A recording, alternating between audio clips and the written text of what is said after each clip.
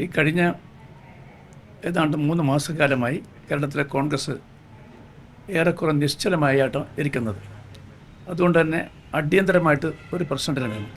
KPCC പുനഃസംഘടനത്തിലുള്ള വിവിധ വിഷയങ്ങൾ ചർച്ചയാകുന്നു. അപ്പോൾ എന്നുണ്ടാവും ഇങ്ങനെ നീണ്ടു പോകുന്നത്? പല ആളുകൾക്കും 2 പദവി 3 പദവി ഒക്കെ ആയിട്ട് കൈകാര്യം ചെയ്തു. അപ്പോൾ അത് എത്ര പെട്ടെന്നുണ്ടാവുമെന്നാണ് പ്രതീക്ഷിക്കുന്നത്? KPCC അധ്യക്ഷനെ എത്രയും പെട്ടെന്ന് നിയമിക്കേണ്ടത് അനിവാര്യമാണ്. കാരണം 101 ദിവസമായി ഗവൺമെൻറ് അധികാരം ഏറ്റെടുത്തിട്ട് ഈ കഴിഞ്ഞ ഏതാണ്ട് 3 മാസക്കാലമായി കേരളത്തിലെ കോൺഗ്രസ് ഏറെക്കുറെ നിശ്ചലമായിട്ടാണ് ഇരിക്കുന്നത്. അതുകൊണ്ട് തന്നെ അടിയന്തരമായിട്ട് ഒരു പ്രസിഡന്റിനെ വേണം. ഒരു മുഴുവൻ സമയ പ്രസിഡൻ്റാണ് വേണ്ടത്. ഞാൻ ഇവിടെ വെച്ച് മുമ്പ് പറഞ്ഞ പോലെ തന്നെ ഒരു അഡ്വോക്ക് പ്രസിഡൻ്റ് അല്ല വേണ്ടത്. അഖിലേന്ത്യാ കോൺഗ്രസ് കമ്മിറ്റി കാര്യം ഗൗരവത്തോടുകൂടി പരിഗണിക്കുന്നതാണ് ഞാൻ മനസ്സിലാക്കുന്നത്. കേരളത്തിൻ്റെ രാഷ്ട്രീയ സ്ഥിതിഗതികൾക്കൊക്കെ കൃത്യമായിട്ട് മനസ്സിലാക്കാൻ സാധിക്കുന്ന ഒരു ജനറൽ സെക്രട്ടറിയാണ് അഖിലേന്ത്യാ കോൺഗ്രസിൻ്റെ ഇന്ന് ഡൽഹിയിലുള്ളത്. അദ്ദേഹം ഈ കാര്യങ്ങളൊക്കെ തന്നെ പഠിച്ച് മനസ്സിലാക്കിയിട്ടുണ്ട്. അദ്ദേഹത്തിൻ്റെ ഭാഗത്തു നിന്നാണ് ഒരു തീരുമാനം ഉണ്ടാകേണ്ടത്. അദ്ദേഹം ഉടനടി തീരുമാനം എടുക്കുമെന്ന് ഞാൻ ഉറച്ചു വിശ്വസിക്കുന്നു.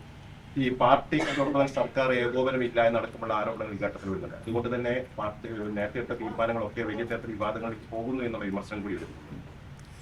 പാർട്ടി നിശ്ചലമായി നിൽക്കുമ്പം പാർട്ടിയുമായിട്ട് കൺസൾട്ട് ചെയ്യുന്നില്ല എന്ന് പറഞ്ഞാൽ യാതൊരു യുക്തിയില്ല. അങ്ങനെ ഒരു പരാതി ഏതെങ്കിലും ഭാഗത്തുനിന്ന് ഉണ്ടായിട്ട് എനിക്കറിയില്ല.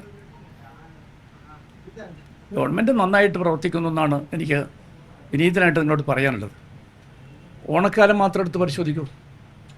കഴിഞ്ഞ എത്ര വർഷക്കാലമായി ഇത്രയും ഒരു സന്തോഷത്തോടു കൂടിയുള്ള ഓണം കടന്നു പോയിട്ട്. ഓണം പൂക്കാലമാണ്, പക്ഷേ ഈ ഓണത്തെ സംബന്ധിച്ചിടത്തോളം അതിലപ്പുറമല്ലേ. അത്രയേറെ സന്തോഷമുള്ളൊരു ഓണം സമീപകാലത്തൊന്നും തന്നെ കേരളത്തിലുണ്ടായിട്ടില്ല. അതാണ് സത്യം. പിന്നെ പറഞ്ഞ വാക്കുകൾ പാലിക്കുന്ന സമയബന്ധിതമായിട്ട് കാര്യങ്ങൾ നടപ്പിലാക്കുക എന്ന തരത്തിലാണ് ഗവൺമെൻറ് പോയിക്കൊണ്ടിരിക്കുന്നത്. ആർക്കെങ്കിലും ആ കാര്യത്തിൽ പരാതി ഉണ്ടാകുമെന്ന് തോന്നുന്നില്ല. പിന്നെ ദോഷീക തർക്കുകൾ അവർക്ക് എന്തും പറയാം. അല്ല, പോസിറ്റീവായുള്ള പല കാര്യങ്ങളും ഉണ്ടാകുമ്പോൾ ഒരു നെഗറ്റീവായ ചില കാര്യങ്ങൾ സംസ്ഥാന വിധേയമാകുന്ന ഒരു സാഹചര്യമുണ്ട്. അവിടെയാണ് ഈ പാർട്ടി നിശ്ചലമായി നിൽക്കുമ്പോൾ ഉണ്ടാകുന്ന പ്രതിസന്ധി. അതുകൊണ്ടല്ലേ പറഞ്ഞിരിക്കുന്നത് എത്രയും പെട്ടെന്ന് KPCCക്ക് ഒരു അധ്യക്ഷൻ വേണം. അതേക്കുറിച്ചിട്ട് 2 അഭിപ്രായം ആർക്കെങ്കിലും എനിക്ക് തോന്നുന്നില്ല. എല്ലാവരും ഏകകണ്ഠമായിട്ട് പറയുന്നുണ്ട്. പക്ഷേ താമസിക്കാൻ പാടില്ല.